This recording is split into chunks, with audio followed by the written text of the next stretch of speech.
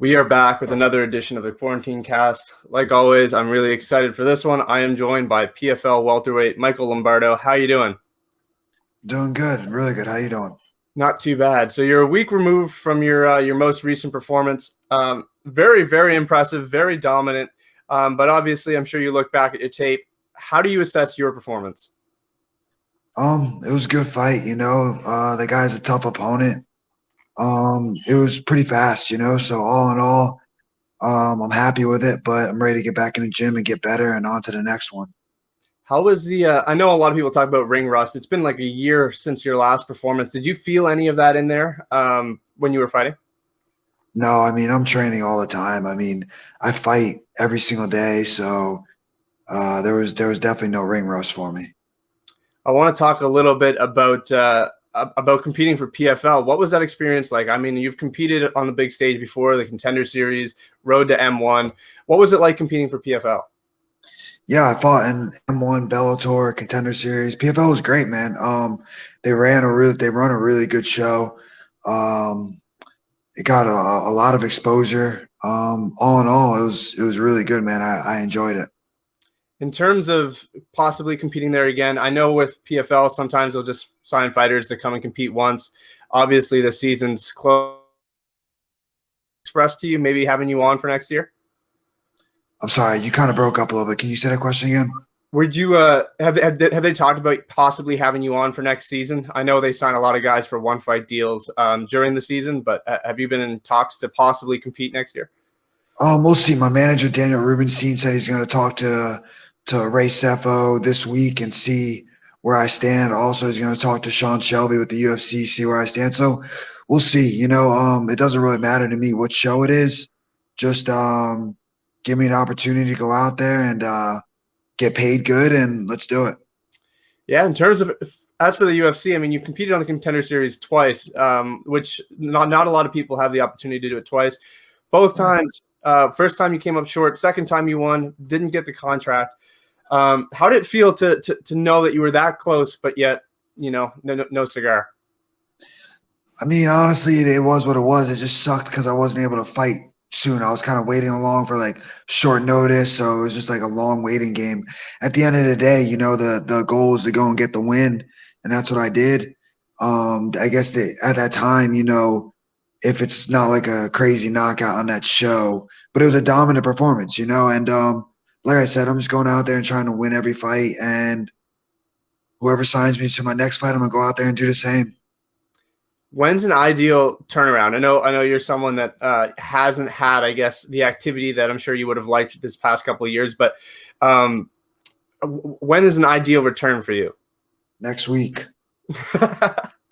Seriously, next week. I'm ready to go. Like, I'm staying in shape. I'm staying in the gym. So, man, any weekend they give me the call, whoever gives me the call, I'm ready to go. I love it. I love it. Going back to your performance. I mean, super impressive. Obviously on the big stage. Do you feel like with that performance that you made a big enough statement to get that call? I mean, man, I think so. I mean, that's my opinion. What do you think? Seriously, I want to. What's your opinion? 100%. I mean, I feel like anytime someone gets a leg kick finish, it's emphatic. It almost says the guy literally cannot do any more. He can't get up. He can't stand up. I think leg kick finishes are the most dominant way you can finish a fight, and I thought your performance proved that. I think so too, and I appreciate it. Listen, I fought a lot of really good guys already, like coming up. I mean, even on the contender when I lost the first time, that was at 185 pounds. I'm a welterweight, and on the contender fight that I won after that was against like a world karate champion, and then I beat guys that Jose Caceres, who's my friend now. He's a great fighter, a great training partner of mine, but he beat Kamaru Usman. I mean, and I just beat this guy in PFL. So I really don't know what else I need to do. And as far as like the UFC is concerned, but honestly, I'm just telling you the truth, man. Whoever is going to pay me good, I'm going to go out there and whoever I fight at 170, like I said, I believe I can beat him. As for your training partners, who primarily helped you out with this fight? Well, I train an American Top Team in Coconut Creek, so I have a lot of people, a lot of different training partners. My main coaches would be Muhammad Lowell, Dave Zitnick, and Phil Williams is my strength coach. But also I have a couple guys locally. We go and train in a little garage gym that help me out. Guys that are just up and coming. You wouldn't know their names, but Kate Mel Pierre, and a couple other guys that really helped me out and gave me a good look. And man, we're just pushing each other every day. A lot of people, I think, take that for granted. Getting those new looks from guys on the come up. Obviously, guys at American Top Team are huge, but getting experience with guys that you may not know about. How important has that been for you throughout your career? Bro, that's huge. Listen, I mean, especially at American Top Team, you get guys all the time that maybe like the casual fan that doesn't know them, but they're good fighters. They're like one fight away from a big show, and they're hungry, so you get the hungry guys. And I mean, down there, like I said, you just get a mixture of everybody, but if you're training at the main gym that you're good, because of, especially now with the COVID, they're not letting just anybody in. So you're always getting good looks. Speaking of COVID, I mean, you're in Florida, which happens to be probably the most open state throughout the whole thing. But for your training, did you have any like ups and downs, closures and things like that? And how have you dealt with that?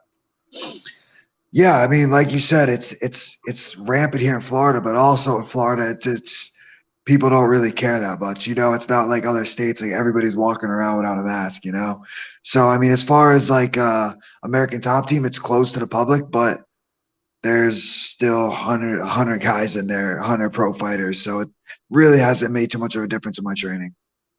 I love it. Yeah, I'm up in Canada. So here, we're closed every 2 weeks essentially. So training has been extremely limited. Yeah, I mean, we'll open up like I pay gym fees and everything, show up, do 3 practices, and then we're closed for a month. So it's just like been brutal. Yeah, Canadians have it rough, but That's tough, man. Yeah, down here in Florida, man, everything's open. I mean, it's just, I mean, I'm sure you see the news. That's just how it is. Yeah. I mean, it's probably a good thing in terms of your training and where you're at right now. When you look back, man, at your career, I mean, it's been a journey, but it's been only a few years. Like, I think you went pro in 2016. You've got a bunch of fights. What was the reason for activity? Was it just, I want to make it to the UFC or Bellator as fast as possible? Or was it just, I want to stay busy because that's who I am? Listen, as a fighter, just like not fighting consistently is not good for you. Like that layoff after the Contender Series was 11 months. That wasn't, I mean, I trained hard and I definitely got better, so it was good for me in that aspect, but it's not good to be inactive. You got to stay in there. And as far as me just I'm trying to be as active as possible. I'm 12-2 and 1 now, so 15 pro fights in 5 years, 6 years. Yep.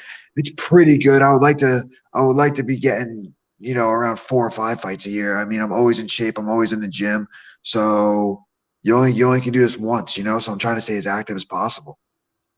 I want to ask one last one here, and then I'll let you go. But you've had 2 opportunities, Contender Series, both times. One, you came up short, moving up in weight. The second time you won, but didn't get the contract. For a lot of people, that would be like a hurdle. A lot of people would be like, "Oh my God, why am I doing this? I'm getting so close, but no cigar." As someone who's experienced that, what would your advice be for someone who gets there, but not quite? Hey, if you want it, if you really, really want it, you're going to keep going. You're going to keep pushing. I mean, there's always ups and downs in life. And that doesn't mean you can just give up, right? You got to just keep trying to get better every day, 1% better every day. And eventually, you'll give yourself the best chance possible to reach your goal. It doesn't mean that you'll always make it, but you give it your all and then you can be happy with yourself. Awesome, man. Well, thank you very much for the time. Is there anybody you want to thank, any sponsors or social media you'd like to plug before we end it? I'd like to thank my sponsors, Ideal Nutrition, Fight for Pride, my head coach, Dave Zitnick, American Top Team, and that's it, bro.